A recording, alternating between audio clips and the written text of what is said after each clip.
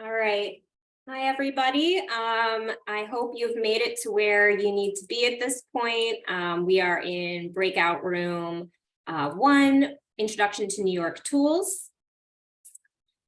And this is the last breakout session of our Sustainable and Resilient Communities by State workshop. This session will be recorded as well as all the others. So you can tune in for as long as you want, and all these sessions will be available. All right, next slide. All right, so just a reminder, the rules are the same as the main session. Please keep your phones and audio on mute.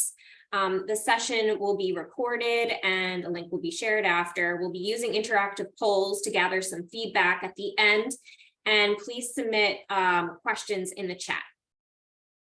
Next slide.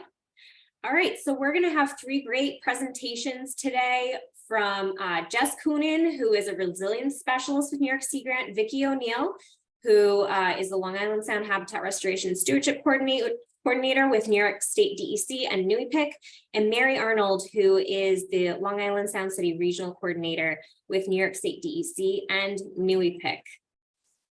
And so I am going to introduce our first speaker. We will be having a presentation from Jess Coonan.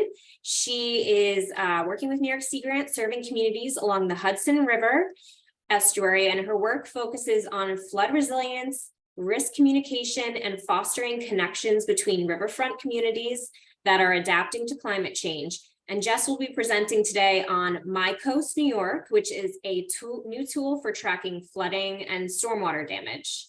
So take it away, Jess. All right. Thanks so much, Sarah. Hey, everyone. It's great to be here today. Thanks for having me. As Sarah mentioned, I work in the Hudson River estuary, so the other side of Westchester County, as a resilience specialist. And today I'm going to be telling you about My Coast, New York, which is a new community science tool that was launched in July of this year. My Coast is an app and a website that provides a space for New Yorkers to upload photos of flooding, shoreline change, and storm impacts. And the photos are linked to real-time environmental data to create reports that are available on the My Coast website for all to see.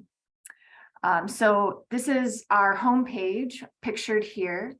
And if you go to that page, you can scroll to the bottom to get some more information. There's an FAQ section, and every tool has a separate page where you can learn more, and you can also submit photos through the website.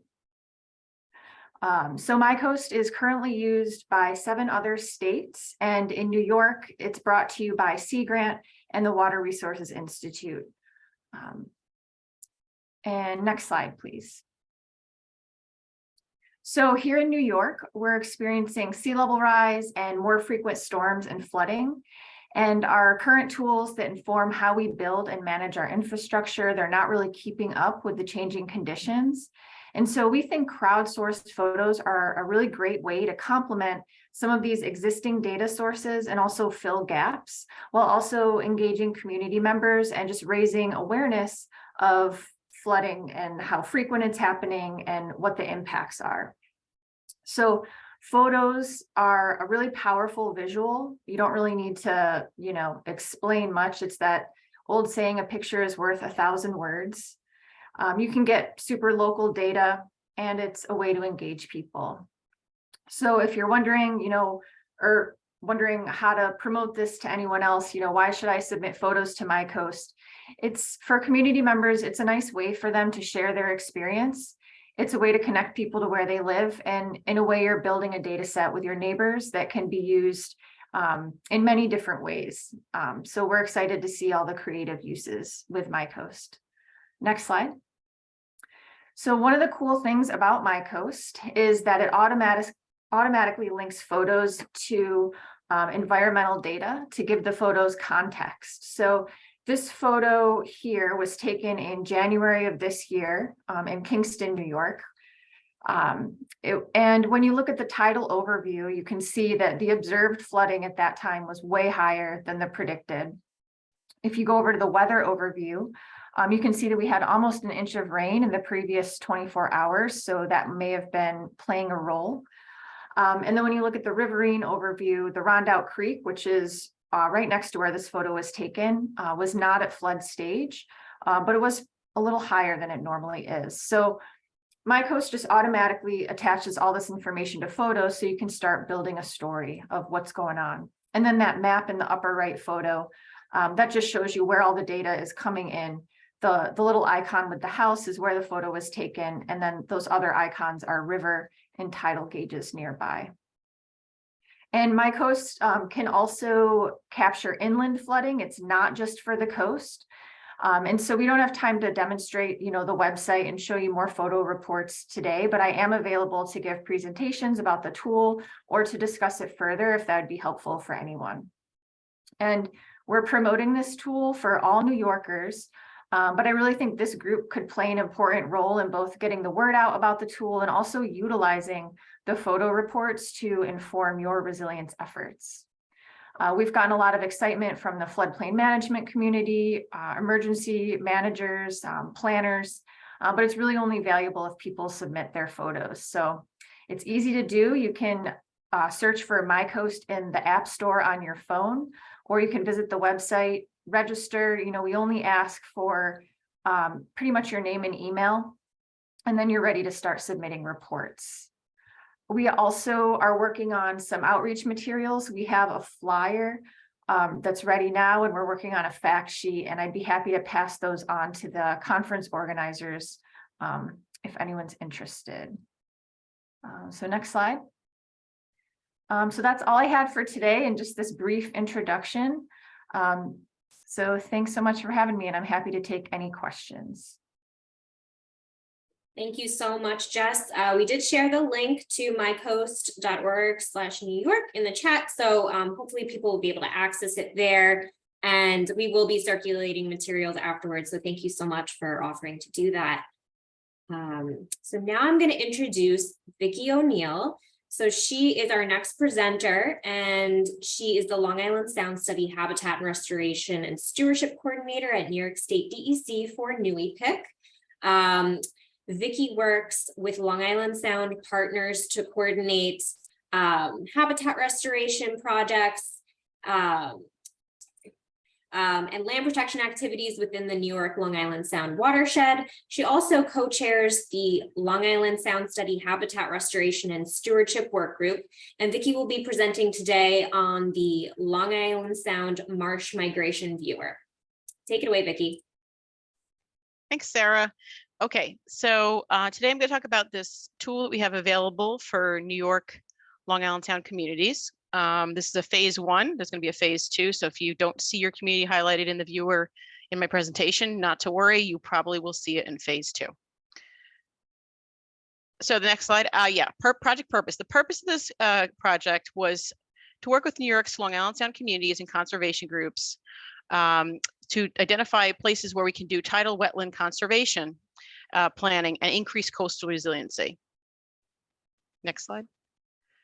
So just to give a little background in case we have some folks who aren't as familiar with tidal marshes or tidal wetlands, these are really important habitat types. They provide food, shelter, breeding, and nursery grounds for thousands of species. But they also provide a storm surge buffer and improve water quality conditions for local areas. On the right, you can kind of see a schematic of what an ideal tidal marsh might look like with different habitat types. We have mudflats, low marsh, high marsh, upland borders. Despite their importance, there's been a 31% loss of tidal wetlands, tidal marshes within the Long Island Sound since the late 1800s. We have placed protections on those marshes over the last few decades, but we're still seeing a loss of these important habitat types due to sea level rise, lack of sediment sources, nutrient pollution, and erosion. Next slide. So what's marsh migration? Because we're talking about a marsh migration viewer, right? Marsh migration occurs when there's sea level rise, and it's causing saltwater intrusion into the upland marsh border. So as the water rises, the salt marsh plants will shift inland. So they'll actually go upland in elevation into the shrub and forest habitat to accommodate change. The upland habitat themselves will die back as the marshes move inland. So marsh migration allows tidal marshes to survive sea level rise, especially caused by climate change. So there's two images on the bottom. On the left-hand side is a kind of an ideal situation for marsh migration, where there's a nice gentle slope, and as the sea level rises, the marshes will accommodate by accreting sediment and moving upland in elevation. The right-hand side is not ideal. So these are situations where an elevation change is right behind the marsh. So on the bottom left of that picture, you see a marsh that's right up adjacent, well, the top tar portion, you see the marsh is right up adjacent to an extreme elevation. As the water rises, the marsh is not able to move upland because of that extreme elevation. On the bottom of that slide, you'll see a marsh that's right next to a man-made wall, maybe a seawall. Again, the marsh is not able to move up in elevation because it's blocked by this man-made structure. Next slide. So we decided to help practitioners, local land managers, planning folks, restoration practitioners, in helping to determine where marshes are going to migrate on the properties in their communities. So we created this easy to use viewer for people. And the viewer itself takes into account model results from a model called the Sea Level Affecting Marshes model, and it places it over tax parcel data so that practitioners and managers can look through time over various sea level rise scenarios to see where marshes will move within their community. And the link is up here, and we'll probably share it in the chat so that you can get access to this particular viewer. So we have, again, it's very easy to use. Just some simple buttons here I'm going to point out. There's a zoom in and out button that allows you to zoom into the area that you'd like to investigate. We've also got different background imagery that you can pull up. You can do a topographic map. You can do a black and white. So you can see, over marshes, how they move in different types of background. And we also have a help file that allows people, if they're getting stuck, to figure out where to go. You can see on the map here that the red sections are 20 of the largest marshes that we looked at in our phase 1 of the project. Again, this is phase 1. Phase 2 will incorporate much more marshes within the New York Long Island Sound watershed. Okay, next slide. So what can you do with this viewer? So here's some examples. It's kind of the bread and butter here. You can pull up, for instance, this image. We've selected here for imagery the wetland types. So this is from the National Wetland Inventory. And the different colors indicate different marsh types. So you can see that on the left-hand side. You can just click the next slide. So on the left-hand side, you can see the different colors are indicating what habitat type you're looking at here in the image. This is Frost Creek in the Oyster Bay area. On the bottom, you'll see circled what you can play around with. You can move that sliding bar to look at low sea level rise, medium sea level rise, and high sea level rise in this area. You can also use the sliding bar below it to look at different time periods. So here it's from 2004 all the way up to, sorry about that, 2100. So you can kind of see over time where marshes are moving. And also every single one of these areas have their own individual fact sheets, and I'll show you what they look like. So all 20 of the marsh complexes that I talked about have their own fact sheets, and I'll show you a little bit of that. So here you can also pull up the property boundaries. So all of the black and the blue indicate parcel boundaries. So you can pull up in an area who owns a property, but you can also find out, is it public versus private, and what are the ecosystem values for that property. So this, you can hit the next slide. And you can see that there. That's what will indicate that information there. Next slide. Okay. So here is the probability map. Another model result you can pull up is the probability of marshes on a particular parcel of land. If it's red, it's more likely. If it's blue, it's less likely. You can hit next slide. And that's just indicating that there. And you can click the probability on the right-hand side. Next slide. And here's an example of the fact sheets. So again, every one of the marsh complexes has their own fact sheet that summarizes all of this data for you so that you can just take these 2-page fact sheets, bring them to community meetings, and you have everything you need here to kind of determine how to accommodate marsh migration. Next slide. That's it. And I just want to thank our project lead, Warren Pinnacle, on all of their efforts on this project. And I'm happy to take any questions. Thank you so much, Vicky. So we'll leave questions to the end. And for the sake of time, we're going to move on to Mary Arnold's presentation. So Mary Arnold is a Long Island Sound Study Regional Coordinator with NUIPIC at New York State DEC Division of Water. She partners with organizations and municipalities to assess local policies, identify water quality priorities, and implement improvement projects. And she's also the co-chair of the Long Island Sound Study Watersheds and Embayments Work Group. And Mary will be presenting today on the New York State Funding Finder. So please take it away, Mary. Thank you, Sarah. And in the interest of time, we're going to get right into why we developed the Funding Finder.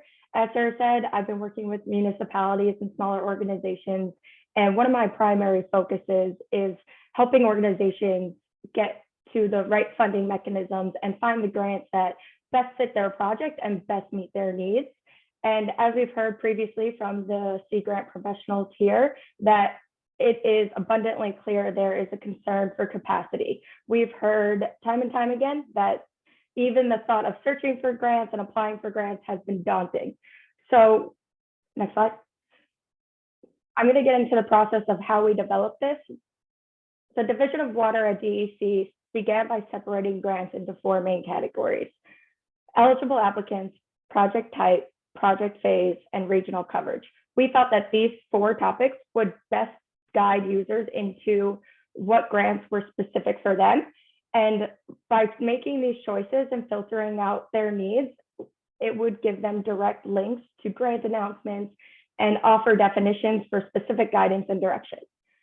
So next, I'm going to get into a little bit of the access and usage. Next slide. Of the tool, and you're going to see a simulation on the screen of me utilizing the tool. And I'm going to talk a little bit through it and what you'll see when you download the tool.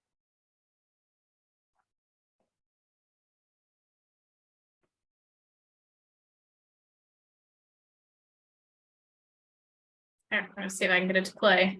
Played for me yesterday. So good. Just 1 second. Can everyone see? Can you see it, Mary? Yes, I can see it. Okay. Let's see if we can get it to go.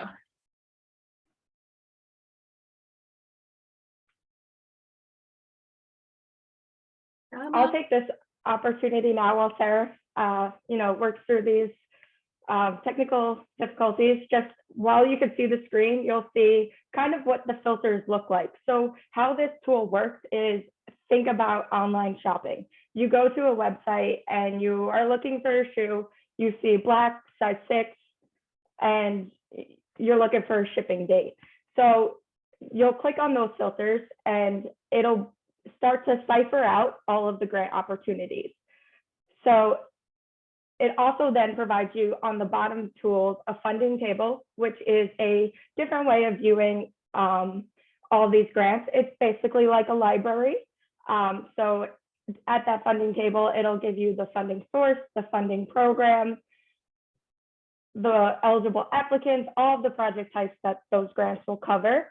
And then you'll see a data dictionary. And in that data dictionary is where you will find all of the definitions of the project types of the eligible applicants. So what exactly does that mean? Because again, from municipalities and organizations, we've heard that there's a little bit bureaucratic terminology, right? So we want to make it as clear, as simple, as direct as possible. All right, hopefully, sorry about that. Now is it going for everyone? Can you see it? Yes, it's working now. Fantastic. Okay. Sorry about that, Mary. That's okay.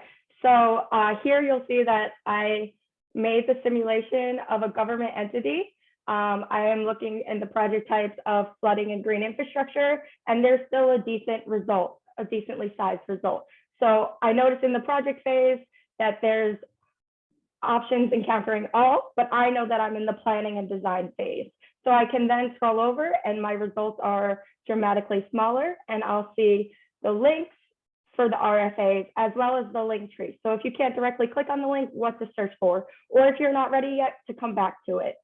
And then the next simulation I'm going to show here on the screen is kind of a classic error almost.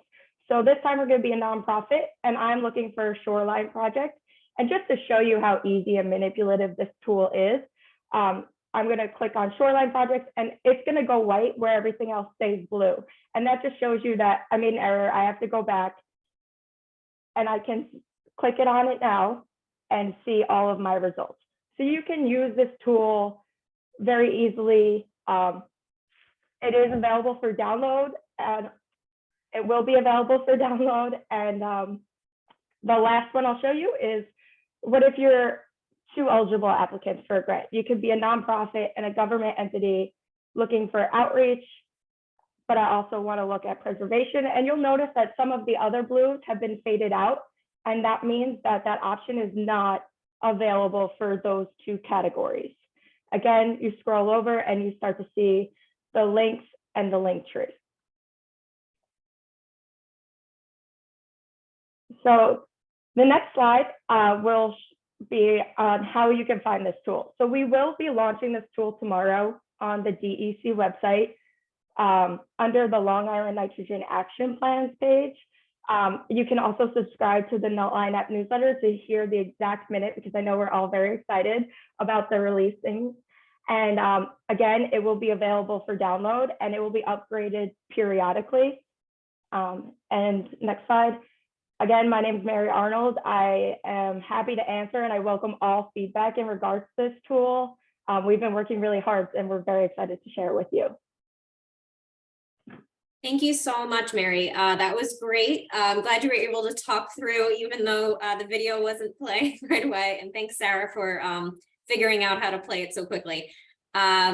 Yeah, so I think we have some poll questions for the group, just to follow up on Mary's presentation, just to get some feedback for our work and her work, just to help, help our partners in the best way possible. So we do have a poll here.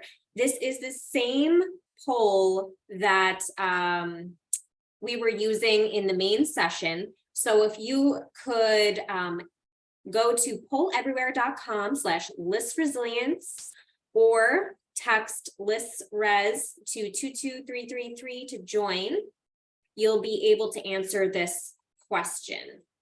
And I'm going to put that in the chat right now so that everybody can also see that.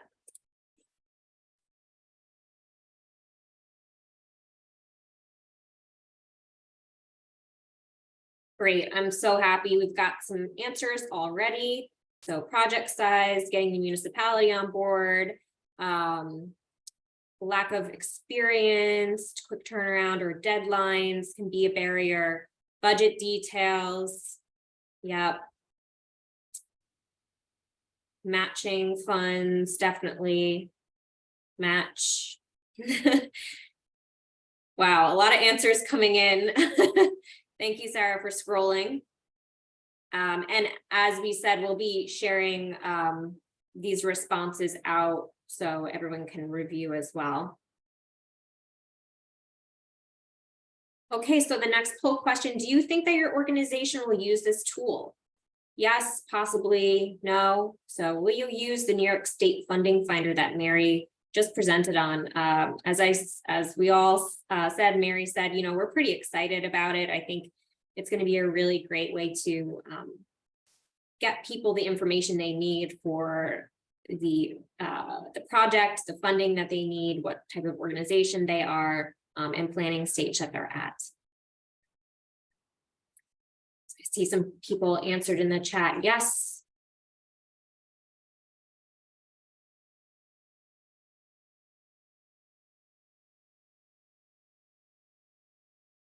Okay, and last poll question, any initial thoughts regarding the tool? What would be good to consider for future updates? So, this is going to be the first launch of the New York State funding finder. Is there anything we should consider for future updates? Okay. And I think, as time goes on, we're going to be getting feedback as well. So if you're not able to answer, yes, it's a little hard to know if it's not available yet, but great. Thank you for your responses. So I think we only have about 30 seconds left in this breakout session. I know it went a little quicker than I had thought, but we're gonna wrap up our breakout session. I want to thank our speakers so much, Jess, Vicky, and Mary. We know we had a small amount of time for all of you, and you provided a lot of information and very clearly. So we'll be sending materials and other documents following the workshop. And I just want to thank all of you, and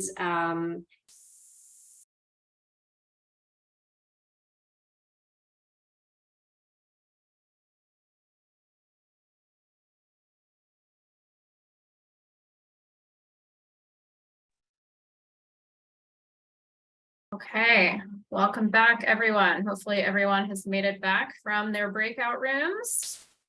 We've made it almost to the end. Let me share my screen. We'll get through our last few things.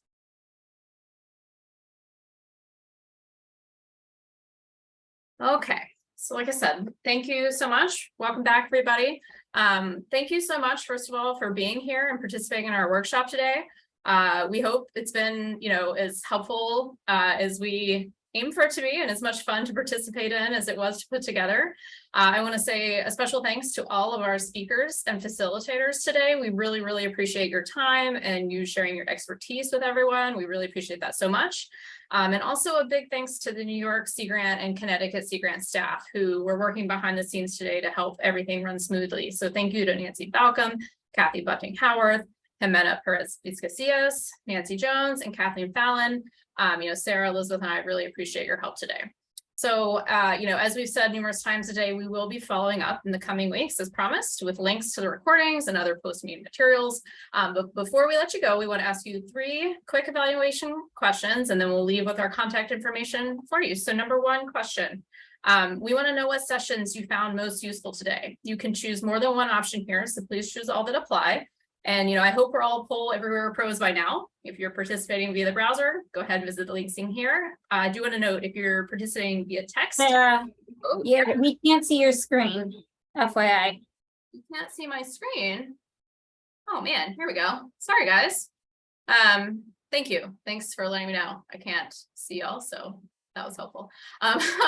So if you left this LIS RES session previously to join another poll session in either the shoreline planning or green infrastructure breakout sessions, you do need to make sure that you've left those sessions and rejoin this one. So to do that, you would text leave and then wait for the message that you've left those rooms, and then you can rejoin this one by following these directions here.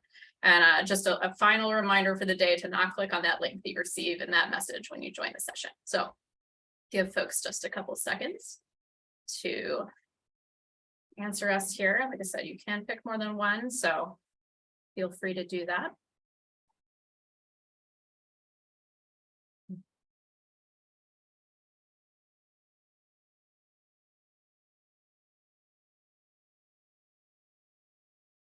Awesome. Lots of people really enjoyed Lynn and Tripp's funding session. I know I did too. Great. All right. Feel free to keep answering that one for a few more seconds. We have our second question coming up. And this is a pretty important one for us, actually. We want to know, would you be interested and able to travel to an in-person version of this workshop next year? This is going to be really helpful feedback to us as we reflect on, lessons we learned from today and this year, and how we might want to run this workshop next year and in the future. So let us know what you think about if you'd be interested and able to travel to an in-person meeting.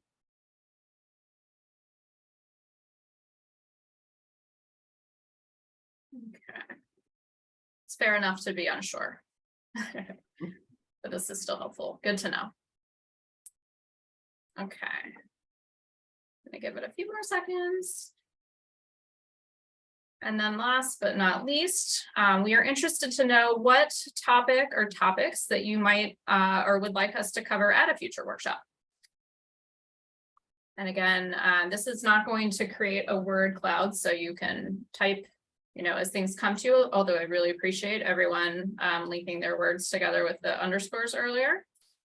So let us know what you think.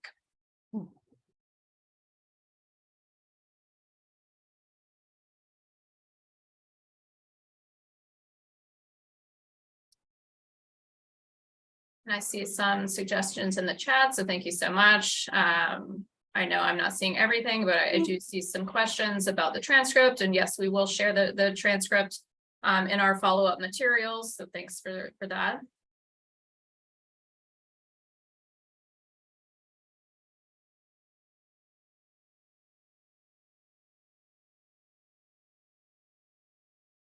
See some good, really great ideas rolling in here.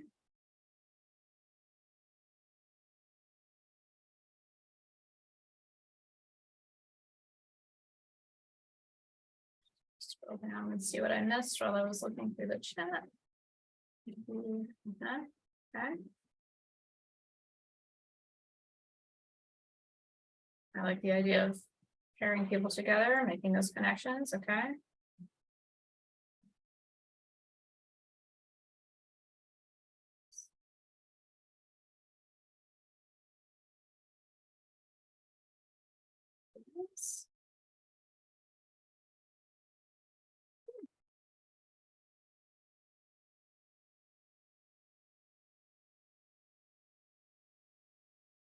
All right.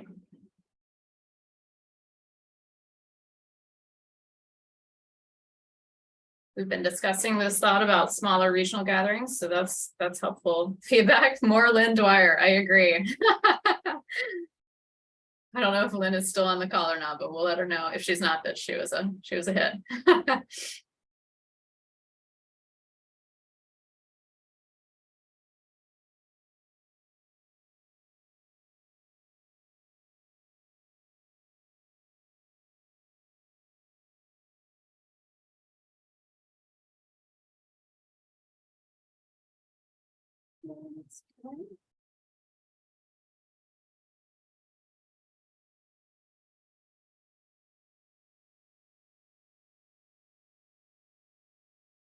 All right, these are really great ideas. I'm gonna just let it keep rolling. And in a 30 seconds, a minute here, we'll move to our last slide.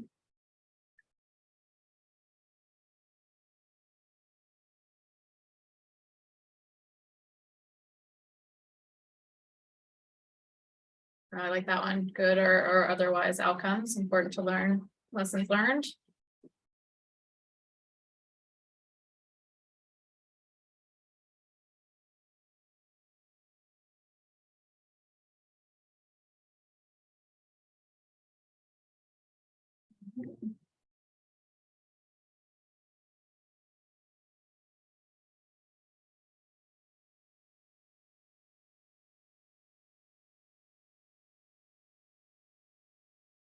Votes for code updates and model ordinances. I like it. Okay. All right. They seem to be slowing down. So thank you so much, everyone. I can't wait to go look at all the responses we just got. I know as a team we'll reflect back on those. This is really helpful. So thank you so much. So last but not least, I want to leave you with our contact information.